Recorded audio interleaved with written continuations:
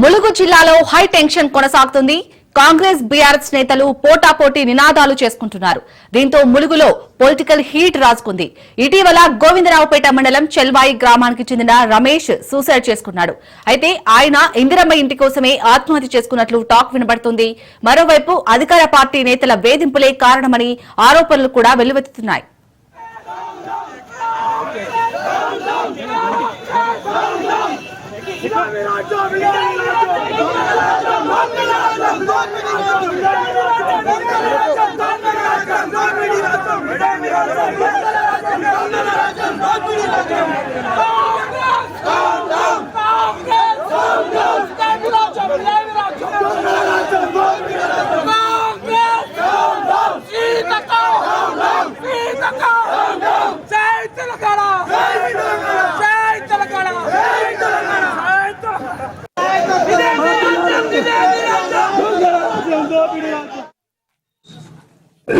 నిరసన కార్యక్రమం ఉందని చెప్పేసి అదే సార్ పీస్ఫుల్గానే చేస్తాను కదా సార్.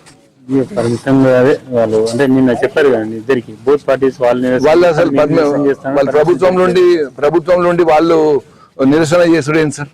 దేనికోసం చేస్తాం? మేము డేట్ అడిగిన తర్వాత వాళ్ళు డేట్ తీసుకొని ఇవన్నీ డ్రామాలు చేసి అధికారం బలం ఉన్నదన్న సార్. వాళ్ళు అట్లా కుదరదు సార్. మాకు వాళ్ళు అసలు వాళ్ళ టాపిక్ లేదు సార్. వాళ్ళ టాపిక్ మాకు సంబంధం లేదు సార్. ఇది వాటి ఎవరినైనా అడిగిన వీళ్ళు నవ్వుతారు సార్. అసలు వాళ్ళకి అధికారం పార్టీలు ఉండే ఎవరైనా చేస్తారా సార్? అంటే ఇందిరమ్మ ఇండ్లు జరిగిన అవకతవకలు కోసం రేవంత్ రెడ్డి మీద చేస్తారా వాళ్ళు ప్రొటెస్ట్? 10 ఏళ్లలో అద్భుతంగా పరిపాలించిన కేసీఆర్ గారు బ్రహ్మాండంగా నీళ్లు తెచ్చిన 1,00,000 ఎకరాలకు. మా పరిపాలన మీద ప్రొటెస్ట్ చేస్తారట. సిగ్గుండాలి. 70 ఏళ్లలో వాళ్ళు చేయండి బీఆర్ఎస్ చేసిందని ప్రచారం చేసుకుంటాను చేస్తారా? రమేష్ మృతితో ఎలాంటి అవాంఛనీయ ఘటనలు జరగకుండా ఈ నెల 31 వరకు పోలీస్ యాక్ట్ అమల్లో ఉంటుందని అధికారులు వెల్లడించారు. ఈ నేపథ్యంలోనే కాంగ్రెస్ నేతల తీరును నిరసిస్తూ ములుగు బంద్ కు బీఆర్ఎస్ పిలుపునిచ్చింది. నిరసనలు చేపట్టాలని ప్రకటించింది. దీంతో ఎక్కడికక్కడ గులాబీ నేతలను హౌస్ అరెస్ట్ చేశారు. ఈ క్రమంలోనే మాజీ ఎమ్మెల్యే పెద్ది సుదర్శన్ రెడ్డిని అదుపులోకి తీసుకున్నారు. రైట్ గా ఇదే అంశానికి సంబంధించి మరిన్ని డీటెయిల్స్ మా ప్రతినిధి చంద్రశేఖర్ ఇస్తారు. చంద్రశేఖర్, ప్రస్తుతం ములుగు జిల్లాలో పరిస్థితి ఏ విధంగా ఉంది? అలాగే బీఆర్ఎస్ నేతలు ఏమని డిమాండ్ చేస్తున్నారు? ములుగు జిల్లాలో అయితే హై టెన్షన్ వాతావరణం అయితే చోటు చేసుకుంది. ఇటు కాంగ్రెస్ వర్సెస్ బీఆర్ఎస్ గా అయితే ఉద్రిక్త వాతావరణం చోటు చేసుకుంది. ఈ రోజు ములుగు జిల్లాలో మంత్రుల పర్యటన నేపథ్యంలో ఇటు నిరసన కార్యక్రమం ఉండటంతో మొత్తము టెన్షన్ వాతావరణం అయితే చోటు చేసుకుంది. ఏదైతే కాంగ్రెస్ పార్టీ నాయకుల అరాచకాలతో ఏదైతే సోషల్ మీడియాలో ఇంద్రమ్మ ఇల్లు విషయంలో జరిగిన అన్యాయంపై తను వాట్సాప్ లో షేర్ చేశాడని చెప్పేసి గోవిందరావుపేట మండలం చల్వాయి గ్రామానికి చెందిన చుక్క రమేష్ పైన పోలీసులు వేధింపులతో తను ఆత్మహత్యకు పాల్పడి మృతి చెందడం జరిగింది. దాని నేపథ్యంలో పాటు ఇటు అవకతవకలు, ఇటు అధికార పార్టీకి చెందిన నాయకుల అరాచకాలు, ఏదైతే తాడవాయి మండలానికి చెందిన ఆంధ్రజ్యోతి రిపోర్టర్ పైన కూడా దాడి చేసిన నేపథ్యంలో ఈ అన్నిటిపైన వారు బీఆర్ఎస్ పార్టీ ఈ నెల 7 అంటే ఈ రోజు నిరసనకు పిలుపునివ్వడంతో ఈ పోలీస్ యాక్ట్ ప్రవేశపెట్టారు. జిల్లా ఎస్పీ ఈ నెల 4 నుంచి ఈ నెల 31 వరకు పోలీస్ యాక్ట్ ఉన్న నేపథ్యంలో ఎట్లాగైనా మేము నిరసన తెలిపి తీరుతాం, ఈ ప్రభుత్వం అరాచకాలను ప్రజల్లోకి తీసుకెళ్తామని ఆ బీఆర్ఎస్ పార్టీ శ్రేణులంతా కూడా పిలుపునివ్వడంతో ఈ రోజు పోలీసులు భారీగా మోహరించి ఎక్కడికక్కడికి ఇటు జిల్లా అధ్యక్షుడు కాకులమారి లక్ష్మీ నరసింహరావుతో పాటు ఇటు జిల్లా ఇన్ఛార్జ్ బడే నాగజ్యోతి,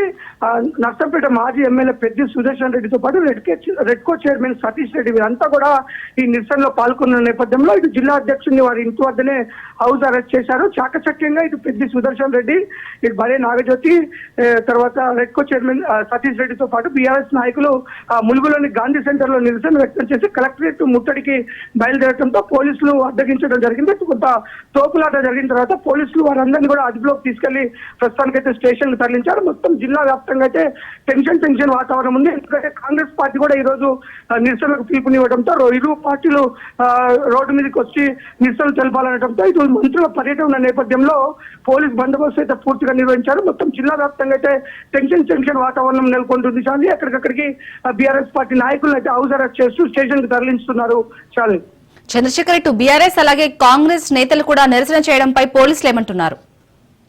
ఇటు బీఆర్ఎస్ పార్టీ ఎప్పుడైతే ముందస్తుగా మేము అధికార పార్టీ అరాచకాలపైన మేము పోరాటం చేస్తామని వారి చుక్క రమేష్ మృతికి ప్రజల్లోకి తీసుకువెళ్తాము, వీరి దౌర్జన్యాలు తీసుకువెళ్తామని చెప్పడంతో అందుకు కౌంటర్ గా కాంగ్రెస్ పార్టీ కూడా గత ఎన్నికల్లో గత అధికారంలో ఉన్న మీరు ఏం చేశారు ఈ యొక్క ములుగు జిల్లాకి అనేది మేము కూడా మీ యొక్క పరిపాలన పైన మేము ప్రజల్లో నిరసన చేస్తామని చెప్పడం జరిగింది. దీంతో రెండు పార్టీలు బాహాబాయిగా వచ్చి వారు గొడవ పడే ఉన్న నేపథ్యంలో అయితే పోలీసులు ముందస్తు జాగ్రత్తగా అయితే ఎక్కడికక్కడికి మన ప్రతిపక్ష పార్టీల నాయకులు అయితే అదుపులోకి తీసుకున్న నేపథ్యంలో ప్రస్తుతానికి కాంగ్రెస్ పార్టీ నాయకులు ఎవరు కూడా రోడ్ల బయటకు రాలేదు. ఒక పిలుపునైతే ఇచ్చిన నేపథ్యంలో ముందస్తుగా ఎలాంటి గొడవలు జరగకుండా శాంతి భద్రతలు పరిరక్షించడానికి అయితే పోలీసులు అయితే కట్టుదిట్టమైన ఏర్పాటు చేశారు. చాలు. Right, thank you Chandrasekhar.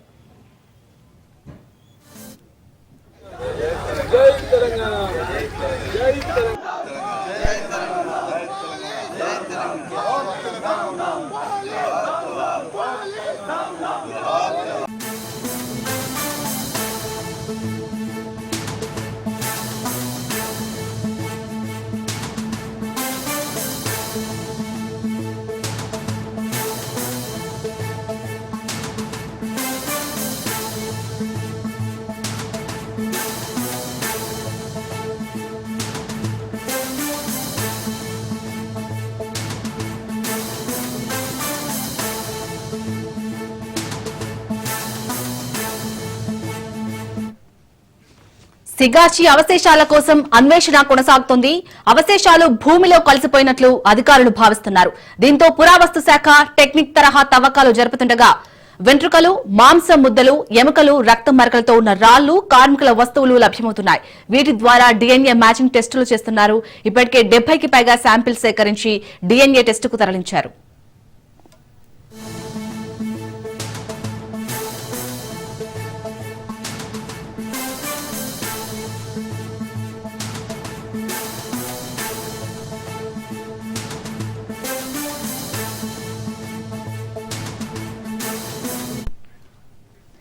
ఘటన జరిగి 8 రోజులైనా 7గురి ఆచూకీ ఇంకా లభ్యం కాలేదు.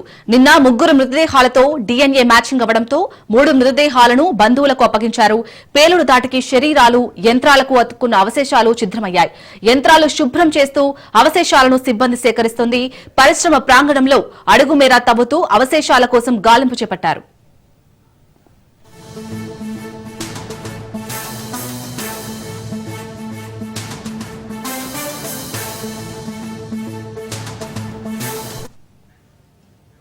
ఇక సిగాచి పరిశ్రమ పేలుడు ఘటనలో మృతుల సంఖ్య 42కు చేరింది.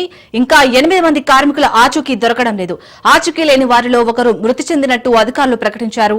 పటాన్చెరు ఏరియా ఆసుపత్రిలో 2 మృతదేహాల్లో ఒకటి రామాంజనేయులు, మరో మృతదేహం అఖిల్దిగా గుర్తించారు. ప్రమాద స్థలంలో అవశేషాల కోసం అన్వేషిస్తున్నారు. ఇప్పటికే 70కి పైగా శాంపిళ్లను టెస్టుకు తరలించారు.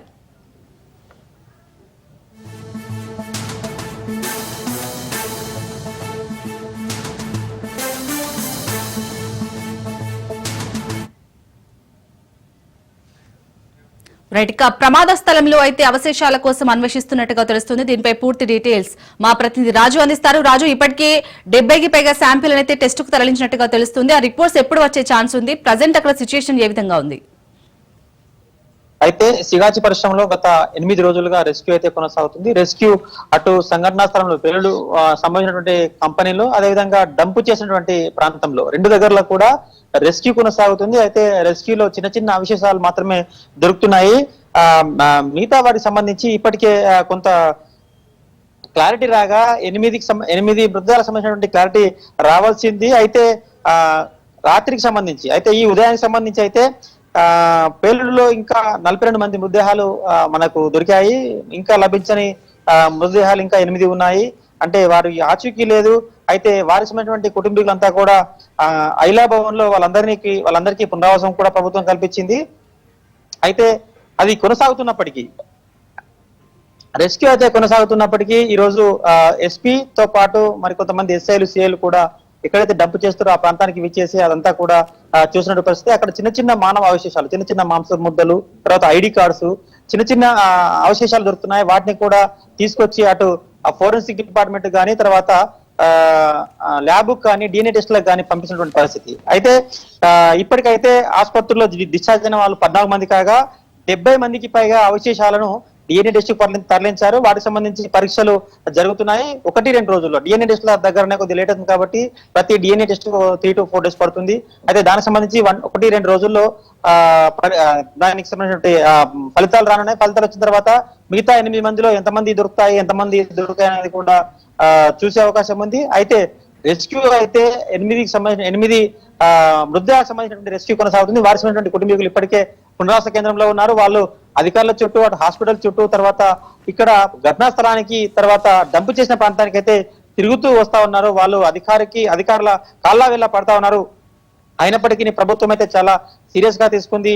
అటు హై లెవెల్ కమిటీ తర్వాత నిపుణుల కమిటీ ఇద్దరు కూడా చాలా సీరియస్ గా చెప్పారు. ఖచ్చితంగా ప్రతి మృతదేహానికి సంబంధించినటువంటి అవశేషాలు దొరకాల్సిందే, గల్లంతైన వారి సంఖ్య తేల్చాల్సిందే, తదనంతరమే ఈ ఎక్స్గ్రేషియా సంబంధించినటువంటి ప్రకటన చేయాల్సి ఉంటుంది. ఈ నివేదిక అంతా కూడా అధికారులు ఇస్తే ప్రభుత్వం ఒక ప్రకటన చేస్తుంది. దానికి సంబంధించి అటు రాత్రి సిగాజీ పరిశ్రమ కూడా ఒక ప్రెస్ నోట్ అయితే విడుదల చేశారు. 42 మంది మృతి చెందారు, 61 మంది సురక్షితంగా ఉన్నారు, ఇంకా 18 మంది క్షతగాత్రులకు వైద్య సేవలు అందుతున్నాయి, ఇంకా 8 మంది మృతదేహాలు లభ్యం కావాల్సి ఉందని చెప్పి వారు కూడా ఒక ప్రకటన చేశారు. అటు అధికారులు కూడా అదే ప్రకటన చేశారు. దానికి సంబంధించినటువంటి శాంపిల్స్ అయితే డిఎన్ఏ టెస్ట్ కు ల్యాబ్ కు తరలించారు. ఇంకా 70 మంది డిఎన్ఏ టెస్ట్ కు సంబంధించినటువంటి ఫలితాలు రావాల్సి ఉంది. అయితే అటు ఎస్పీ ఇటు కలెక్టర్ ఇద్దరు కూడా చాలా సీరియస్ గా తీసుకుని ఉన్నతాధికారులను ఎప్పటికప్పుడు సమీక్ష చేస్తూ వాళ్ళతో చర్చలు జరుపుతూ అటు 2 దగ్గరలో కూడా రెస్క్యూ అయితే చేస్తా ఉన్నారు. అటు సంఘటనా స్థలంలోను తర్వాత ఇటు డంపింగ్ చేసినటువంటి సందర్భంలో కూడా అక్కడ చిన్న ఏ అవకాశాన్ని కూడా వదులుకుండా అటు ఐడి కార్డ్స్ కావచ్చు, పర్సులు కావచ్చు, ఫోన్లు కావచ్చు, తర్వాత వారికి సంబంధించిన చిన్న చిన్న గుడ్డలు కావచ్చు, ఏదైతేనేమి చిన్న అవశేషాలని కూడా తీసుకొని వాళ్ళు అటు ఫోరెన్సిక్ డిపార్ట్మెంట్ కు ఇటు ఎఫ్ఎస్ఎల్ రిపోర్ట్ కు పంపిస్తూ వాటి ఫలితాల కోసం అయితే అధికారులు నిరీక్షిస్తున్నారు. ఏదైతే 8 మంది గల్లంతైన వారి కోసం అక్కడ వేచి చూస్తున్నటువంటి కుటుంబ సభ్యులకు పునరావాసం ఏర్పాటు చేసి ప్రభుత్వము అన్ని రకాలుగా వాళ్లకు సహాయ సహకారాలు అందిస్తుంది. రాజు, అలాగే మరి గల్లంతైన వారి కుటుంబ సభ్యులు ఏమంటున్నారు? ఇప్పటికీ అక్కడ అధికారులు ఏమని చెప్తున్నారు? అంటే ఇంకా ఎన్ని డేస్ ఈ రెస్క్యూ కొనసాగే అవకాశం ఉంది? వాళ్ళు గత 8 రోజులుగా వెతికి వేసారిపోతా ఉన్నారు. అధికారుల చుట్టూ తిరుగుతా ఉన్నారు, అధికారుల కాళ్ళ ఇలా పడతా ఉన్నారు, వాళ్ళు రోధిస్తూనే ఉన్నారు. అక్కడ స్థానికులను కూడా ఈ పరిస్థితి కంటతడి పెట్టిస్తుంది. కానీ వారి అటువంటి దురదృష్టం ఎవరికి రాకూడదని చెప్పి అంటా ఉన్నారు. అయితే ఇప్పటికే 8 మందికి సంబంధించినటువంటి విషయంలోనే అటు సీరియస్ గా రెస్క్యూ అయితే కొనసాగుతుంది. వారికి సంబంధించిన విషయంలో ఈ 70 టెస్టులకు సంబంధించినటువంటి 70 డిఎన్ఏ టెస్టులకు సంబంధించినటువంటి ఫలితాలు వస్తే గానీ 8 మందిలో ఎంతమంది దొరుకుతారు ఎంతమంది దొరుకుతారు అనే విషయం పైన చూస్తా ఉన్నారు. అదేవిధంగా అక్కడ బూడిది మాత్రమే మిగులుంది. చిన్న బోన్స్ ముక్కలు తర్వాత చిన్న మాంస ముద్దలు దొరుకుతున్నాయి కాబట్టి వాళ్లకు ఖచ్చితంగా అటు బూడిది బొక్కలు తర్వాత చిన్న మాంస ముద్దలు ఇచ్చే అవకాశం ఉంది. ఇప్పటికే ఒక 7-8 మంది శవాలకు సంబంధించిన విషయంలో అదే విధంగా చిన్న ముక్కలు మాంస ముద్దలు కాటన్లు వేసి ఇవ్వడం జరిగింది. కాబట్టి వాళ్ళ దారుణంగా చనిపోయారు కనుకనే వాళ్ళంతా కూడా మన అధికారులను వేడుకుంటా ఉన్నారు. వాళ్ళ అధికారులు సైతం వచ్చారు. అటు జార్ఖండ్, ఉత్తరప్రదేశ్, బీహార్ రాష్ట్రాల నుంచి అధికారులు కూడా విచ్చేసి మన అధికారులతో సమన్వయం చేస్తూ ఎప్పటికప్పుడు రెస్క్యూ అయితే పూర్తి చేయాలి, మా వాళ్ళ శవాలు మాకు అప్పచెప్పాలని చెప్పి అటు జరుగుతున్నప్పటికీ అయితే అధికారులు మాత్రం తీవ్రంగా శ్రమిస్తున్నారు. ఏ ఒక్క చిన్న అవకాశాన్ని కూడా వదులుకుంటలేరు. వారికైతే పునరావాస కేంద్రం ఏర్పాటు చేసి అక్కడ అన్ని రకాలుగా ఏర్పాట్లు చేశారు.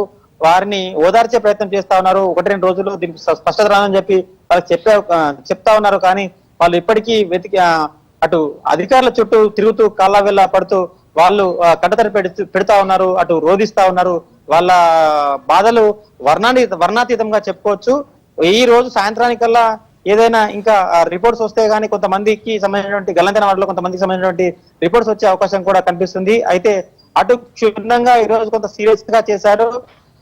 ఘటనా స్థలంలో తద్వారా డంపింగ్ కేంద్రంలో 2 దగ్గరలో కూడా జరుగుతుంది కాబట్టి మరింత కొంత ఏమన్నా దొరికే అవకాశం ఉందని చెప్పి కూడా అటు అధికారులు భావిస్తున్నారు. రాజు, అలాగే హాస్పిటల్లో చికిత్స పొందుతున్న వారి పరిస్థితి ఏ విధంగా ఉంది? ఇప్పటికైనా అక్కడ అధికారులు చెప్తున్న లెక్కలకి అలాగే మార్చురి దగ్గర ఉన్న లెక్కలకి సరిపోయిందా? అంటే ఫస్ట్ నుంచి మనం చూస్తున్నాం లెక్కల్లో తేడా ఉండే. ఫస్ట్ నుంచి కొద్ది 2-3 విషయంలో తేడా ఉంది. అదేవిధంగా ఇప్పటికే పలు ప్రజా సంఘాలు తర్వాత రాజకీయ నాయకులు కూడా చెప్పినట్టుగా అసలు లెక్క అటు ప్రభుత్వం కానీ ఇటు కంపెనీ యాజమాన్యం కానీ పూర్తి స్థాయిలో చెప్పలేదు. ఎందుకంటే అసలు కాంట్రాక్ట్ ఉద్యోగులు ఎంతమంది వచ్చారు, ఎంతమంది రిజిస్టర్ లో సంతకాలు చేశారు, ఎంతమంది డ్యూటీకి వెళ్లారు, వాళ్ళకి సంబంధించిన ఫోన్లు లాకర్ లో ఉన్నాయి, వాటిని తీసి ఎంతమంది ఎంతమంది ఉన్నారనే లెక్క స్పష్టం చేయలేదు. అదేవిధంగా రెగ్యులర్ ఉద్యోగులు ఎంతమంది చనిపోయారు వారికి సంబంధించిన లెక్క కూడా స్పష్టం చేయలేదు. అయితే ప్రభుత్వము అటు కంపెనీ చెప్పిన లెక్కల ప్రకారం అయితే 8 మంది, కానీ అక్కడ 11 మంది, 12 మంది, 13 మంది అన్నట్టుగా కొంత స్థానికులు అయితే చెప్తా ఉన్నారు. దానికి సంబంధించిన విషయంలో స్పష్టత కూడా రావాల్సి ఉంది. లాకర్ లో ఉన్న ఫోన్లకు సంబంధించి, తర్వాత మానవ అవశేషాల గురించి, తర్వాత కొన్ని ఐడి కార్డ్స్ అలాంటివి దొరికాయి. ఈ 8 మంది విషయంలో కొంత స్పష్టత వస్తే గానీ మిగతా ఎంతమంది గల్లంతారనే విషయం కూడా స్పష్టత రావాల్సి ఉంది. ఏదైతే కాంట్రాక్ట్ ఉద్యోగాలకు సంబంధించినటువంటి రికార్డు వాళ్ళ దగ్గర లేవని చెప్పి అటు హై లెవెల్ కమిటీకి, నిపుణుల కమిటీకి యాజమాన్యం చెప్పినప్పుడు వాళ్ళు చాలా సీరియస్ గా ఆగ్రహం వ్యక్తం చేశారు ఆ కంపెనీ యాజమాన్యం మీద. కాబట్టి ఇంకా ఈ 8 మంది లెక్క తెలిస్తే గానీ అసలు కాంట్రాక్ట్ ఉద్యోగుల పరిస్థితి కూడా లెక్క తేలిదే అవకాశం ఉంది. ఆ తేలిన తర్వాత మరి మృతుల సంఖ్య పెరిగే అవకాశం ఉందా లేదా, ఈ 8 మందితో ముగుస్తున్నానికి కూడా కొంత స్పష్టత రావాల్సి ఉంది. దీనికి సంబంధించిన విషయంలో అలా ఉండగా ఈ రోజు అయితే ఇప్పటికీ హాస్పిటల్లో 18 మంది క్షతగాత్రులు ఉన్నారు. వారికి సంబంధించినటువంటి ట్రీట్మెంట్ నడుస్తుంది. దాంట్లో కూడా కొంతమంది పరిస్థితి విషమంగానే ఉన్నట్టు అటు కుటుంబీకులు అయితే రోధిస్తా ఉన్నారు, అటు హాస్పిటల్ కూడా అదే చెప్తున్నది. మొత్తానికి కొంతమంది మాత్రమే 30% తక్కువ లోపు కాలిపోయారు, కానీ మిగతా అందరూ కూడా 60-70% కాలిపోయారు. కాలిపోయిన అంటే కాలిన గాయాలు 70% దాటితే వాళ్ళు బతకడం కష్టం. అటువంటి పరిస్థితుల్లో ట్రీట్మెంట్ అయితే చేస్తాం, కానీ వాళ్ళ అదృష్టానికి మేము వదిలేస్తామని చెప్పి అటు హాస్పిటల్ కూడా ప్రకటించింది. అదే విధంగా వాళ్ళ 18 మందిలో ఎంతమంది పరిస్థితి ఏందో, కొంతమంది పరిస్థితి విషమంగానే ఉన్నట్టు కూడా అటు హాస్పిటల్ వర్గాలు, తర్వాత బంధువుల్లో కనిపించినటువంటి ఆందోళన అయితే మనకు స్పష్టమవుతుంది. దాంట్లో కూడా కొంత అటుగా ఉండే అవకాశం ఉంది, కొంత మొటాలిటీ పెరిగే అవకాశం ఉంది. అదేవిధంగా గల్లంతైన వారి 8 మంది ఆచూకీ దొరుకుతాయి, కానీ మిగతా ఎంతమంది కాంట్రాక్ట్ ఉద్యోగులు, ఇంకా కొంతమంది సంఖ్య స్పష్టత రావాల్సి ఉంది. దానికి సంబంధించిన విషయంలో కూడా ప్రభుత్వం ఎటువంటి చర్యలు తీసుకుందో వేచి చూడాల్సిందే. రైట్, థ్యాంక్ యూ రాజు.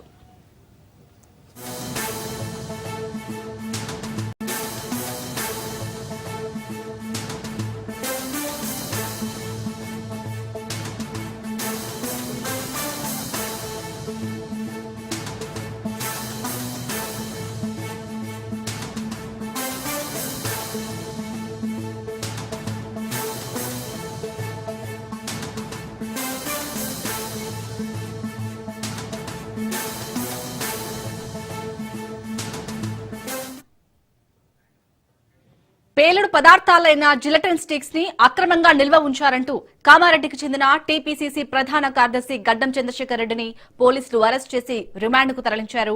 ఇదే విషయమై ఆయన సోదరుడు సురేందర్ రెడ్డి సైతం కేసు నమోదవగా పరారీలో ఉన్న ఆయన కోసం కూడా పోలీసులు గాలిస్తున్నట్టు తెలుస్తోంది. స్థానిక కేపీఆర్ కాలనీలోని ఓ ఖాళీ స్థలంలో బండరాళ్లను పగలగొట్టేందుకు పెద్ద మొత్తంలో పేలుడు పదార్థాలైన జిలటిన్ స్టిక్స్ ను నిల్వ ఉంచారని పోలీసులకు సమాచారం అందడంతో 2 రోజుల క్రితం విచారణ చేపట్టి 4 అరెస్ట్ చేశారు.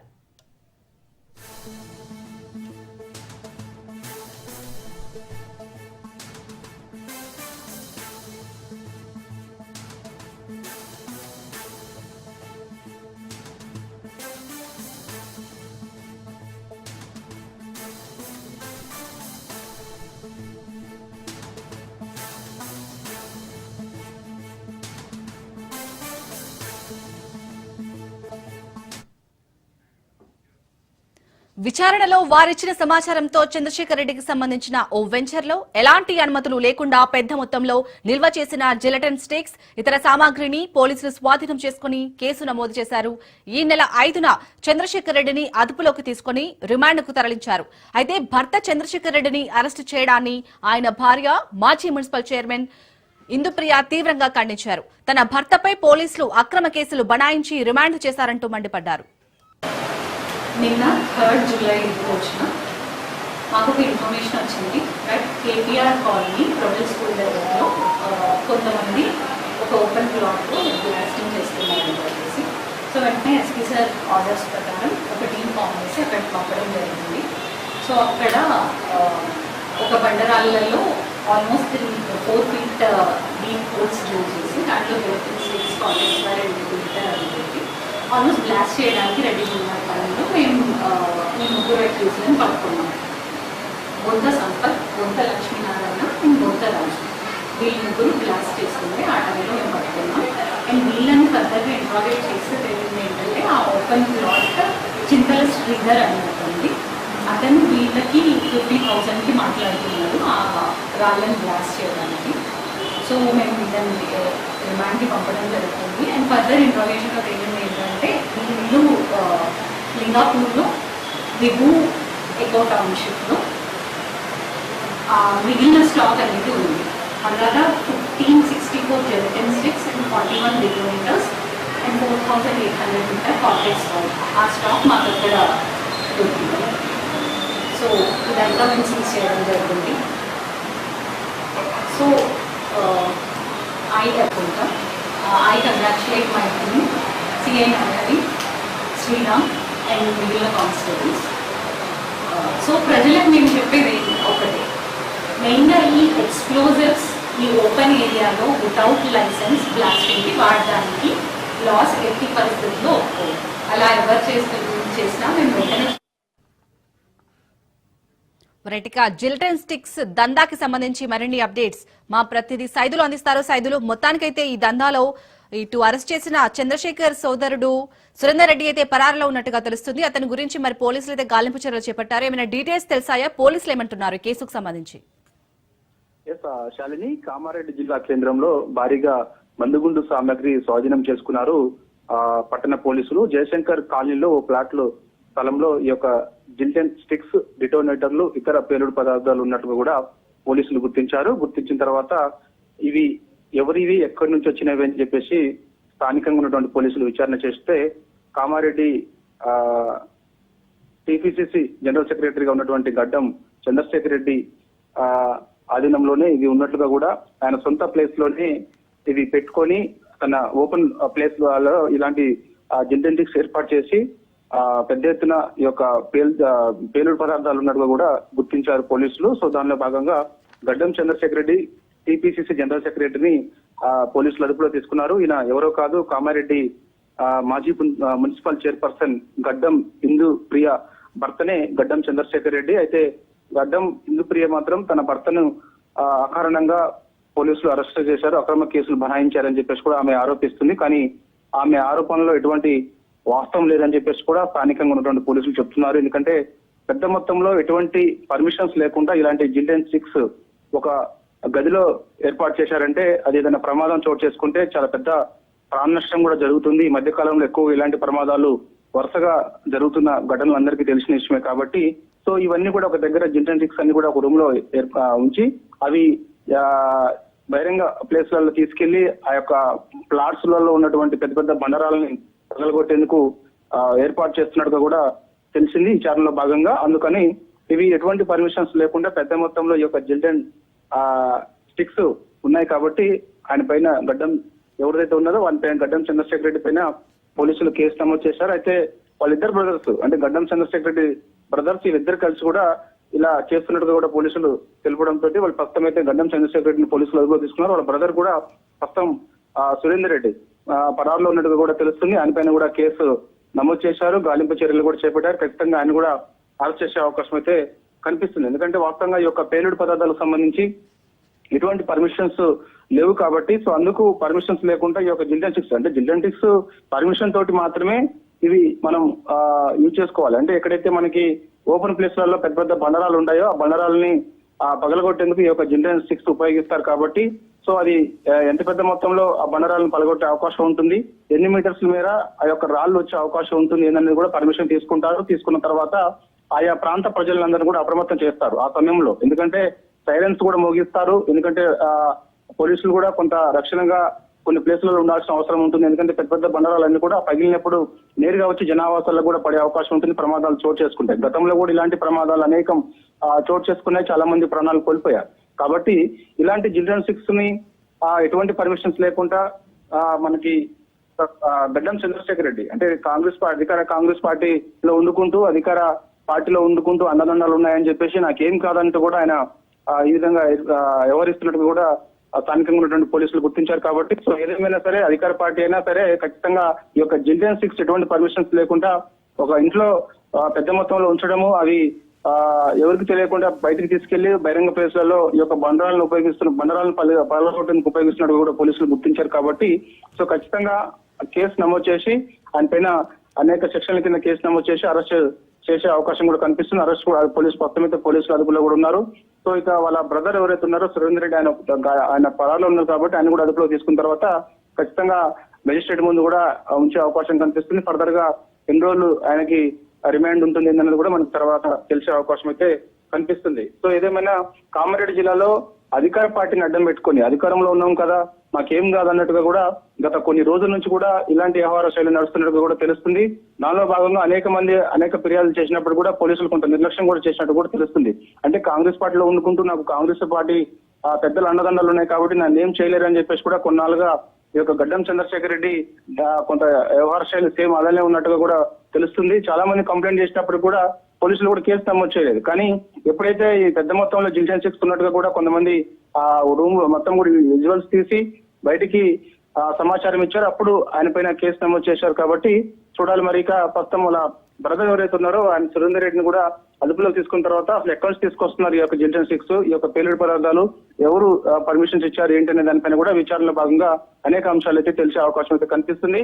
కాకపోతే గడ్డం చంద్రశేఖర్ రెడ్డిని పోలీసులు అదుపులోకి తీసుకున్న తర్వాత ఆమె భార్య ఎవరైతే ఇందుప్రియ ఉన్నదో గతంలో కామారెడ్డి మాజీ మున్సిపల్ చైర్పర్సన్ గా ఉన్నది కాబట్టి ఆమె మాత్రం పోలీసులకు అయితే సరైనది కాదు, కక్షపూరితంగానే నా భర్త గడ్డం చంద్రశేఖర్ రెడ్డి పైన పోలీసులు కేసు నమోదు చేశారని చెప్పేసి కూడా ఆమె మీడియా ముందుకు వచ్చి చెప్తున్న పరిస్థితి కనిపిస్తుంది. సో సురేందర్ రెడ్డిని వాళ్ళ బ్రదర్ గడ్డం చంద్రశేఖర్ రెడ్డి బ్రదర్ సురేందర్ రెడ్డిని పోలీసులు అదుపులోకి తీసుకున్న తర్వాత విచారణ చేసిన తర్వాత అనేక అంశాలు కూడా మనకి తెలిసే అవకాశం కనిపిస్తుంది. సైదులు మీరంటే ఒక అధికార పార్టీలో ఉండి ఒక పేలుడు పదార్థాలు నిల్వ ఉంచడం అనేది అంత సామాన్యమైన విషయం ఏమీ కాదు. కానీ అసలు ఈ జిలిటన్ స్టిక్స్ ఎక్కడి నుంచి తీసుకొచ్చారో, వీరి వెనుక ఎవరి అండదండలు ఉండొచ్చు అంటే చుట్టుపక్కల వారు ఏమంటున్నారు? స్పష్టం అయితే గతంలో కూడా ఇలాంటి జిల్జన్ 6 వ్యాపారం ఇతను చేసేవారు. ఆయనకి ఉన్నటువంటి ల్యాండ్ లో ఈ బండరాలను పగలగొట్టేందుకు ఉపయోగించుకునేవారు. ఎవరికైనా అవసరం ఉంటే కూడా బిజినెస్ చేసుకునే వాళ్ళని చెప్పేసి కూడా చుట్టుపక్కల వారు చెప్తున్నటువంటి పరిస్థితి కనిపిస్తుంది. కాకపోతే కాంగ్రెస్ పార్టీ అధికారంలోకి వచ్చిన తర్వాత ఈ యొక్క మితిమీరిపోయాయి. జిల్జన్ 6 పెద్ద మొత్తంలో పేలుడు పదార్థాలు చుట్టుపక్కల జరుగుతున్నాయి, ఉపయోగించి బండరాలను పలగొడుతున్నారు. అనేక సార్లు మేము కంప్లైంట్ చేసినప్పుడు కూడా పోలీసులు కూడా కొంత నిర్లక్ష్యం చేశారు అని చెప్పేసి కూడా స్థానికంగా ఉన్నటువంటి వాళ్ళందరూ కూడా వాపోతున్న పరిస్థితి కనిపిస్తుంది. కాకపోతే ఈ జిల్జన్ 6 ఎక్కడ నుంచి తీసుకొస్తున్నారు అనేది ఇప్పుడు ప్రశ్న వాస్తవంగా. ఎందుకంటే పర్మిషన్స్ లేని కూడా జిల్జన్ 6 ఉపయోగించకూడదు రాష్ట్రంలో. ఎందుకంటే అనేక ప్రమాదాలు చోటు చేసుకునే విషయం అందరికీ తెలిసిన విషయమే, చాలా మంది ప్రాణాలు కూడా కోల్పోయారు కాబట్టి. సో ఇవి మరి ఎక్కడి నుంచి తీసుకొస్తున్నారు అనేది కూడా మనం ఇప్పుడు విచారణలో భాగంగా తెలిసే అవకాశం ఉంది. ఫర్దర్ గా ప్రస్తుతమైతే కేసు నమోదు చేశారు, గడ్డం చంద్రశేఖర్ రెడ్డిని అదుపులోకి తీసుకున్నారు కాబట్టి వాళ్ళ తమ్ముడు సురేందర్ రెడ్డిని కూడా అదుపులోకి తీసుకున్న తర్వాత విచారణ సమయంలో అనేక విషయాలు బయటపడే అవకాశం ఉంది. ఎన్నేళ్ల నుంచి ఈ యొక్క దందా నడుస్తుంది, ఎన్నేళ్ల నుంచి ఈ యొక్క జిల్జన్ 6 ని ఎటువంటి పర్మిషన్స్ లేకుండా తీసుకొస్తున్నారు, అసలు ఎక్కడి నుంచి తీసుకొస్తున్నారు ఏంటి అనేది కూడా మనకి తర్వాత తెలిసే అవకాశం అయితే కనిపిస్తుంది. Right, thank you Saidulu.